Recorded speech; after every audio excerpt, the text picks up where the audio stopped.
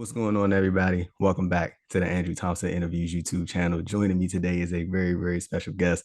Something again for the second week in a row, I think, or the third week in a row. Something a little different to the channel, man, and I'm very excited about it. We have a pro MMA fighter. He is a California native as well. This is Ryan Loder. Ryan, what's going on, man? How you feeling, boss, man? Good, good. How you doing? I'm doing great, man. I appreciate you taking the time to do this, man. This is it's exciting. I got a little streak going, man. A different type of interviews on the channel, man. So I appreciate you taking the time out your day to do this. As you were just talking about, you were before we started recording, you had just got out of practice. Go ahead and tell us a little bit about how practice went, man, and how you feeling coming out of it. Oh, it's good. So Wednesdays is our spar day, so it's really intense. You just kind of get in there and practice.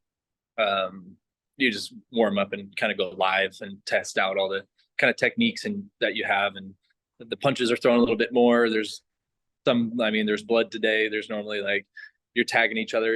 It's around like 80% depending on who you're going with and how far they are in fight camp. But yeah, I fought. Who did I fight? I fought two UFC fighters today, so it's just kind of like a normal day when you're in a gym with probably around 30 to 40 UFC fighters and one championship, and all those high level guys are all in the same room. So that's how the beginning of it. And then after practice, we have a guy come in, donates his time for Ken stretch, which is just a really cool way to stretch. It's like yoga but painful kind of, but it really works. You do all this hard work on your body, and then you recover it like a car. You got to do the maintenance on it. So it's kind of what morning is. As I had read that you also, like, on top of what you do in MMA, you also the head coach at the Apex Wrestling Academy. If I'm Yeah, correct, yeah. So as they talk to me about the academy, man, and how you eventually came, to that position, and how important is it for you to sort of, I'm assuming teaching the next generation, or current fighters or current amateur wrestlers. Like, how important is it for you to sort of teach the next crop of people, and get to see their progress and see how they come along? hmm so right now I kind of put the Apex on hold. Okay. Just the coaching, that part of just like everyday type coaching. I do wrestling camps with that. So when I'm not in fight camp, I'll do wrestling camps and just kind of one-offs there.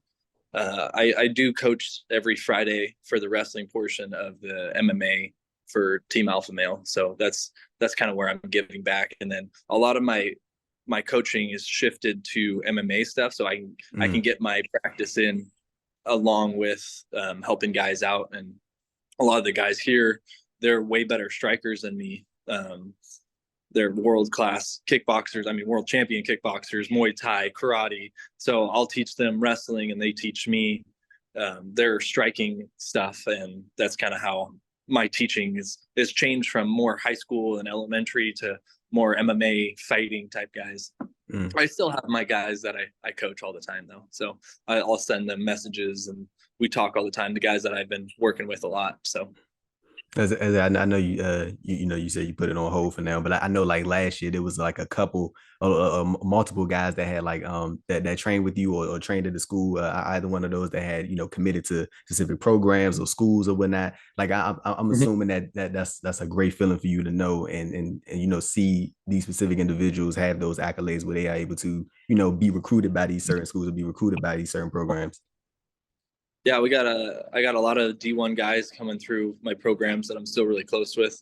Mm. We have a guy that he started off in 8th grade with me, went all the way through high school, and then um, he went to Oregon State University, and now he's a two-time world team member for Greco for them. So Mm. it was really cool to see him go from an 8th grader, and it wasn't just me; it was a lot of coaches that helped him out through it. Right. But to be along for the ride for all that, and now to see him succeed at the highest level possible when he came from like a little small school Mm. out in nowhere land. So it's cool to see a guy go all the way from 8th grade, and now I'm seeing guys go from they're like 6th graders when I started coaching them.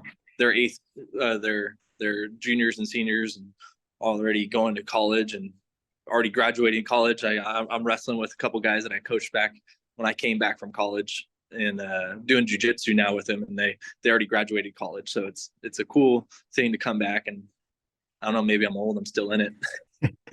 Is it kind of crazy for you, like in a sort of very reflective way to see how far those individuals have come, and in turn looking at how far you've been able to come as well, not only just in, you know, within the space you're in, the MMA slash wrestling space, but like is it also kind of cool to like think about how you progressed in life as well, as you know, as the years have gone on?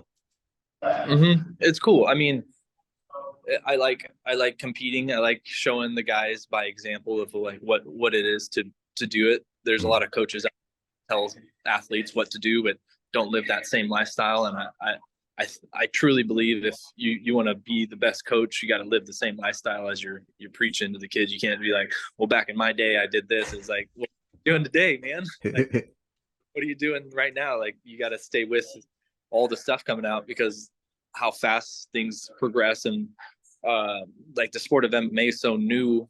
There's new moves coming out every day. I mean, you see it on the internet. You're like, oh, I mean, every fight after a UFC fight or a one championship or Bellator, everyone in the room comes back and like we dissect what happened. Like, oh, this is a brand new move that we haven't seen yet. So it's a cool thing to kind of like grow with the sport. Um, I love it. It's fun. I mean, it's a cool way to lead by example, grow with the sport, come up with things like my athletes text me stuff like, hey, check this move out. I'm like, oh, that's cool. And maybe I'll go home and try that one out. And so it's fun. It's a cool community of people that are growing together.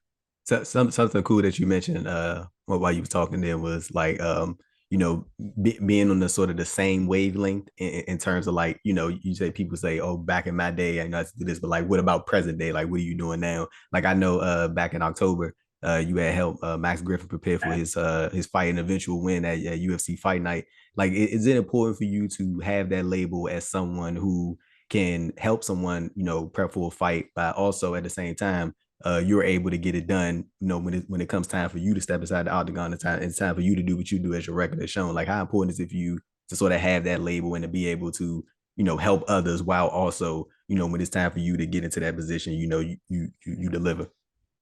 I think it's really important. I think having, because me and Max are not only partners, but we're also coaches to each other. You know, he teaches me striking and I teach him wrestling, and we teach each other back and forth different things because we both have different styles and came up differently, but our martial arts in general, the same concepts apply to a lot of things. So having I mean, it feels like you're going into war when you go into the octagon. And then when you're having your guys that you go to war with every day and they're badass dudes, you're like, okay, like I had Max Griffin, I had Munoz, Alex Munoz, I had Anthony Fluffy Hernandez, I had Slava Borslav. Like I had all these dudes that are UFC fighters in my corner. It's like, yeah, I feel pretty badass right now. Yeah. And then on the other side, it's like, I know like we've been to battle and I've choked you out and you've choked me out, you've punched me in the face, and now you're in my corner, and like seeing what Max has done in the octagon and then having me go against him every day, it gives me like a good feeling like, okay, I know where I'm at. He wants me in his corner because he knows I'm good at wrestling. So that's a good feeling to have. And then also like just having him in my corner, he's such a good dude, you know, that energy of having all those dudes that just like, this is what we love to do. It's not like a scary thing. It's like, hey, you get to go have fun out there in the octagon tonight. Like you're lucky. And it's a cool feeling to have instead of being like, oh, we're about to fight. Like, no, you gotta go have fun, man. Like, I wish I was you. You know, they don't even the pain and nothing. It's all about like doing what you've been doing your whole life. That's pretty cool. Like we had talked about this like a little bit. I had mentioned it before we started recording. Like you got like I would say like a nice little bit of fanfare out there, man. Like I had saw Yeah. one article when I was scrolling, and it was like, you know, Ryan Loder, you know, could he be the next big thing in MMA? And you got you know, I saw a couple tweets out there, man, of people saying some real nice things about your fighting style. Like when it comes to you just as an individual, is it important to you to sort of embrace that positivity and stuff like that and those compliments, or are you more of the type of person that sort of, you know, you just sort of keep your head down and like, you know, you sort of block out the outside noise, but regardless of whether it's positive or negative? I like it. I like everything. I like the negative. I like the positive. I like it all, man. I mean, the negative, normally there's a little truth in there that you got to find it, even if it hurts a little. Mm. Like, all right, or you just got to prove them wrong. You just got to be like, oh, this guy doesn't have this. It's like, I like that. I like that. There's a little fuel to the fire, you know. And then the guys that are positive, I mean, most of the guys that I see, they're my buddies from high school, you know, or I'm growing up with them, and they're like, I wrestled with them on like a national team, and they reach out to me. So it's pretty cool the amount of people that have reached out and gave me like praise or compliments and stuff like that come out of nowhere. But you meet a lot of people through this sport, and I think a lot of good people come out. You went something you just said was like so interesting. Like I don't want to say I never heard that before, but like that I don't know. It sounds like something new. Like in terms of like hearing negative stuff about yourself and there being some like semblance of truth in there a little bit if you look for it. That's like a real like interesting like mindset to have because like I'm as a competitor as an athlete like you are most would sort of stray away from the negative stuff because it can affect people like sort of mentally, but like I think it's an interesting mindset to have to look at those negative comments and be like, well, maybe I could improve in this department, or maybe I could do this better, or maybe I could do that better. I think that's like a Yeah. healthy, if you will, like mindset to have. Like, what do you think? Yeah, I mean, I listen to a lot of books on Audible because I run a lot and do a lot of stuff where I just have to kind of tune out some stuff. And I listen to David Goggins, and that dude will record people talking trash to him and then put that and then listen to it on repeat as it runs. And he's like, these guys are just giving me fuel. And I was like, listen to that. I was like, man, that's sick. That's a cool way to look at it. So I stole it from him. But most of the time when someone says something, you can get mad at it, or you can be like, oh, I do got to keep my hands up a little bit more. That's true. That's true, man. I should have took the guy down, or I need to set up my shots a little bit better. Like there's things that you're like, yeah, you're not wrong, but you're an asshole. But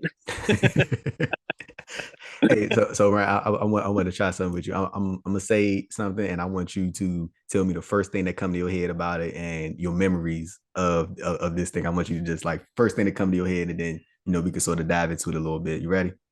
all right. Okay. Panther Wrestling Club. It's the first thing that come to your mind when you think about that. It's a lot of hard work.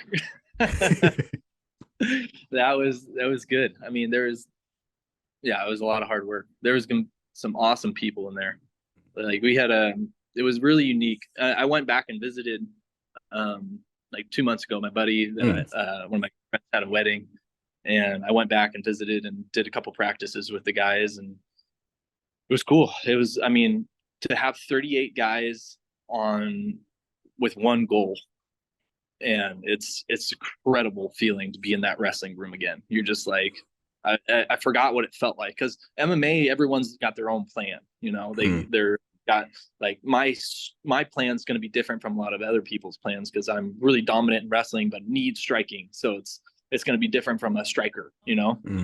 But when you step into a wrestling room, everyone's the same, and it's just one machine that's just everyone's competing. It's not very like loud competing, but if you're up in the morning stretching, your roommates are up in the morning stretching. I was up in there at 7:00 and I kind of stayed and kind of hung out there all day. And there was guys in there all day trying to get better, trying to get like one up on the next guy, and then the practice was very focused. No one talked. It was very structured. And then everyone went in this like sauna after and kind of stretched and recovered and talked about like different practice stuff. And I was like, that's what I remember Panther Wrestling Club being like everyone just has one goal.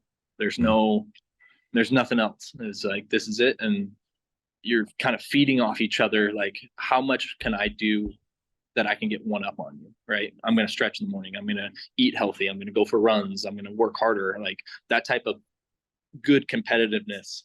It felt good to be back in that. Yeah. That's the wrestling club right there.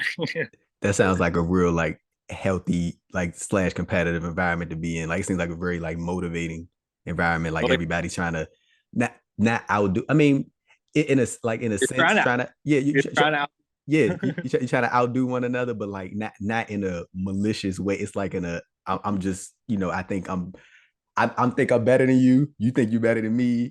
I think I'm better than, Yeah. this person over here. And, but at the end of the day, it's a collective group Yeah. effort in terms of pushing one another. So that's it.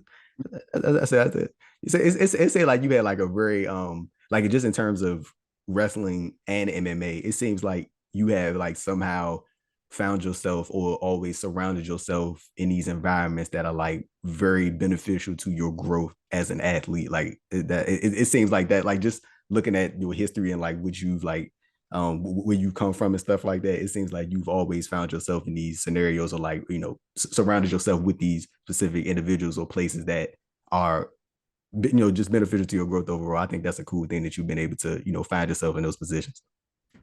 Mm-hmm. I've been really lucky to find kind of, because going to Northern Iowa, the coaches switched up on me, and it was a really good thing. Like I kept the coach that I wanted, that I went there for, Randy Pugh. He was there for me. He was like the upper weight kind of coach, but the rest of the coaches switched, and they're the best coaches I've ever had in my life. So it was a really cool that kind of just landed on me. And then Team Alpha Male. I'm from Sacramento. We were coaching. I was coaching up at San Francisco State. COVID happened, and I had to move back to Sacramento.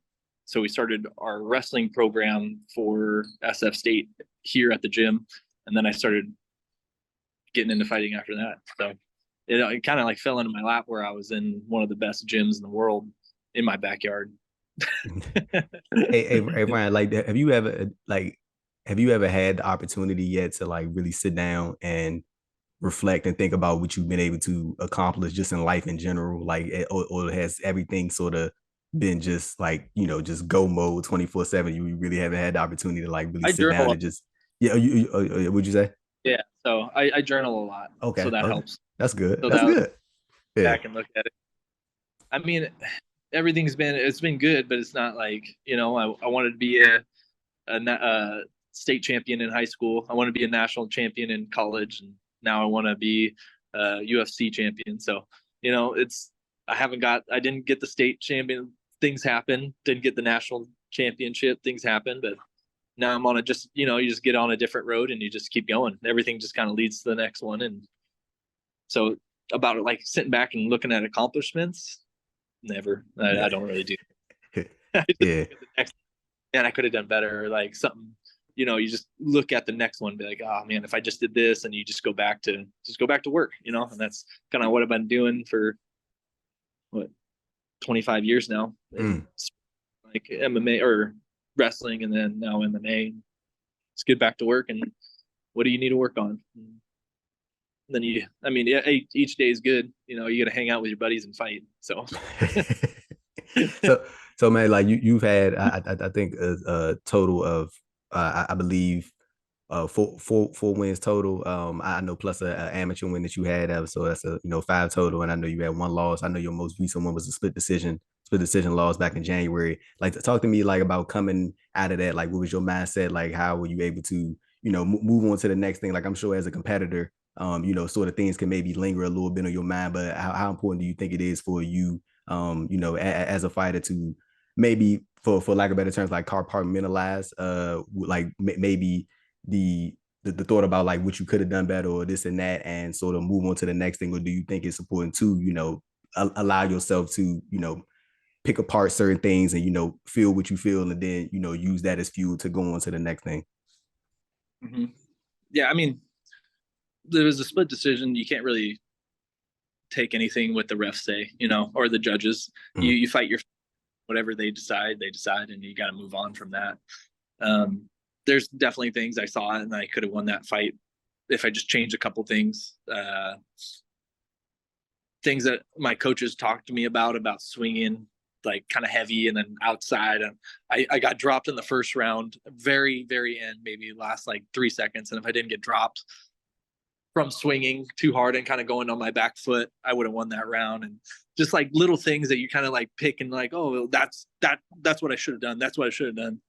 But I'm a wrestler, and I talk to my coaches, and I have a mental coach that kind of talks to me beforehand. We talk like once a week, kind of going up to the fight, and then kind of like the day before the fight, and then on the fight. Just little things about like why you're doing this, and we have like our own like statements of like on January 13th, 2023, Ryan Loder is going to have a dominant performance. So just kind of that type of like reinforming in my head. And I had a great like pre-fight. I was the calmest I've ever been.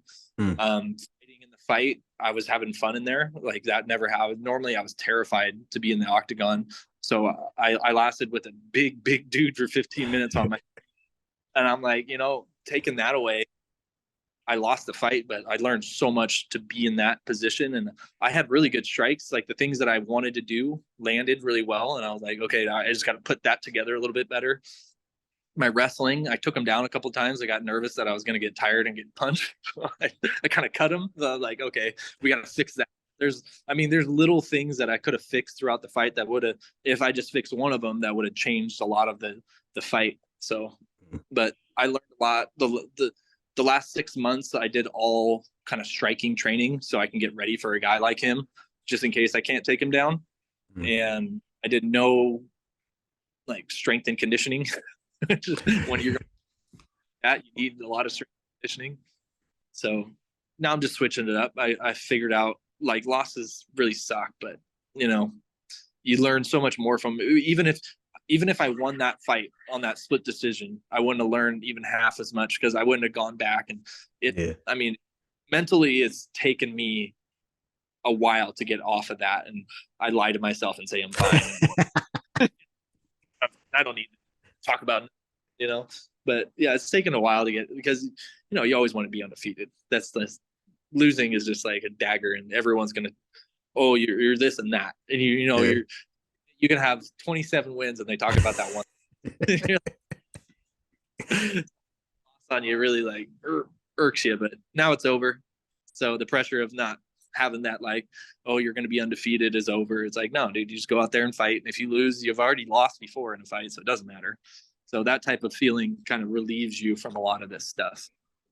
You want to know what's crazy? Like I don't know how like into basketball you are, but last night I don't know if you saw it, but LeBron had broke the record for the most points all time. He's number one now, and you could tell like the whole game, like he was just like I mean, you could kind of like the nerves was just like, because people, you got all these people in this arena, they waiting for him to break the record, and you could tell he was just like and then once he finally broke it, you could like see it on his face. He was like, goodness, great, like it's done, Yeah. it's over, like I ain't gotta worry about it, like I can breathe now, and all the anticipation is, what I'm saying, is that I think that was like a real cool thing that you said, like you could have X, Y, and Z wins, and then that one loss, and then it sort of sit in your mind for a little bit and stuff like that, and take you a minute to get over and stuff. So I think that's it's all like we said, bring up that word healthy again to sort of move past. But like I think one of your more impressive finishes that I've seen, I think it was, I want to say July 2022 for the A1 combat show, I believe it's called. I think it was against Sean Sullivan. Like you had his like arm like trapped underneath your leg, and I think you had like his wrist I couldn't see it from the camera view, but it looked like you had his wrist like under control or something like that. And you was giving like, it was just elbow after elbow after elbow to the referee till he stopped the fight. Like I'm just going to assume that you are a perfectionist in terms of like your mentality, in terms of like what you like to do when you step into the octagon. Like I'm gonna say that was I'm gonna assume that was one of those finishes where it was like you probably couldn't have wished for something to go even better than that didn't actually happen. It seemed like you put yourself in the right position to just secure the win in a dominant fashion right there. Well, that move, I've never done it before. That was okay. Like a weird position. I was trying to figure it out as I was in the position, trying to like look for things, and I was like, okay, well, this kind of works, and this puts me here, and this, okay, now I'm in a position where I have his arm pinned behind his back, his other arm's in between my legs, and I got an elbow that I can just kind of go crazy with. But yeah, it was an awesome taking him down, kicking him. That was one of my best fights for sure. Yeah, I never practiced move before. I know how to now. I know how to get back to it. I've never done it. So kind of falling into that one, kind of figuring it out on the fly was fun. It was cool. I say, looking at your past like fight history, man, like you don't have like a lot of like gaps in between, like big gaps between your fight. Cause like I noticed like not like a lot of MMA fighters, but like just from what I know about the sport, like there are these like sort of 7 month maybe gaps in between like the fight, or 4 more 5 months. Like I know you have like small gaps, but like I even seen like some of them like with like weeks apart, or like one or two, but like weeks apart away from each other. Like do you have like an idea for when you would like your next fight to be, coming off of the January fight? Do you have like an idea in mind, or like a specific time frame? We're looking for April 8th right now. So Okay. there's a fight that they're looking to match me up with somebody. So Okay. pretty soon, That's two, what's up. 3 months. I take every like 2, 3 months in Okay. there. So, Get my oh yeah, what you was that? good. No, I said you good. Yeah, I like to get like 2, 3 months, just especially if I'm not hurt or injured or anything. So I'm ready to go. I'm already sparring again. So Look at right that. back. Ready to go. Ready to go. So you said, what was that? You said April 8th. I just want to hear that right here cut out of my mic. Yeah, April 28th. I think Okay. I'm gonna. There we go. There we They're go.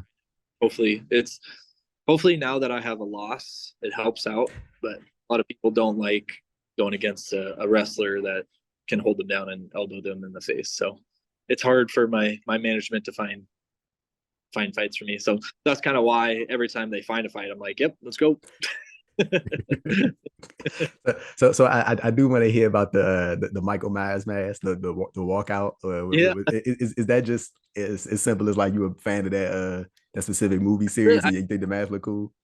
it was Kobe Bryant was talking and he was like, before his like basketball games, he would listen to the Michael Myers like theme song on repeat in his like, and he's like, some people think that's crazy. So I started doing that. And then my first professional fight was October 30th or October 31st. So it was like Halloween. And I was like, you know what? I'm just going to get a mask and like walk out there with it. And I think that'd be pretty funny. And then everyone's like, dude, you got to do that again. That's sweet. So I just kept doing it. So are you a horror movie fan? Is that I something like you horror into? movies. I think I like Michael Myers just because he's just like straight face. Yeah. He doesn't care who you are. It doesn't matter what. Like nothing matters. It's like he's there just murdering people. It's just like that, gotta feel it. Like all right, I don't care who you are. Like you're in the cage. Like I I have to beat you. Like that's it. That's so like having that mentality is like it's just business, man. Like I don't have any feelings hard against you, but like this is what we do. You signed up for it. We're in. Mm, mm. So lastly, Ryan, before we get out of here, man, I wanted to like sort of throw this question at you. Like, what does sort of the for like lack of better terms, what does the end game look like for Ryan Loder? Not the end per se, but I mean more so like, what does Ryan Loder, or where do you see yourself at your peak in your MMA career? What does Ryan Loder look like at his peak just in life in general? Like, where do you see yourself? Like, what does what does your ultimate vision for yourself, let's say within the next 3 to 4 years, look like? Like, what could you possibly envision yourself doing, and being at the apex of what you would like to do, as far as like career wise, and just in life in general? Like, what could you possibly envision for yourself? I mean, 4 years would be I got to be a UFC champion by then. That's going to be Talk to him. that's that's the goal right there. And no goal besides that.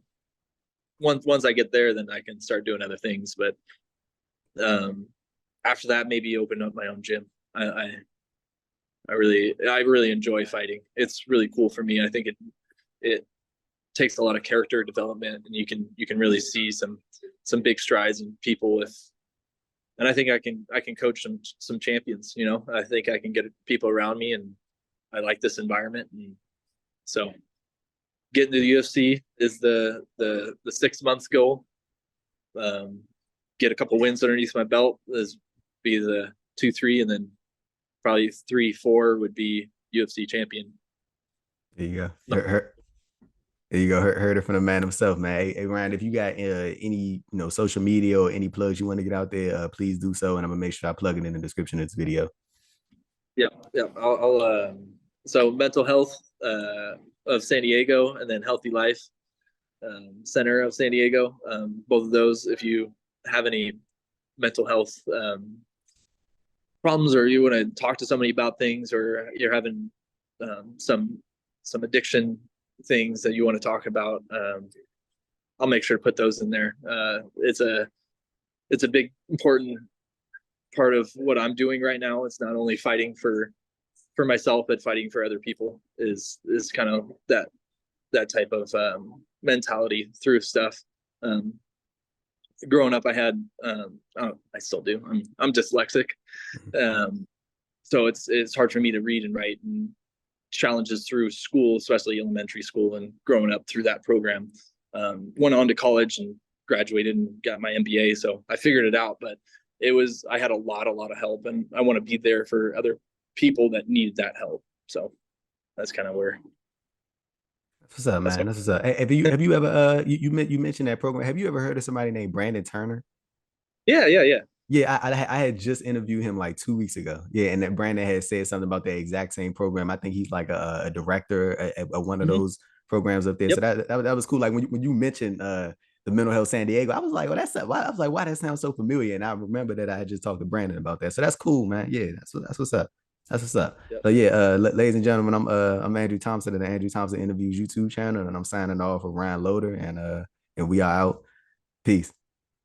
Thank you, Andrew.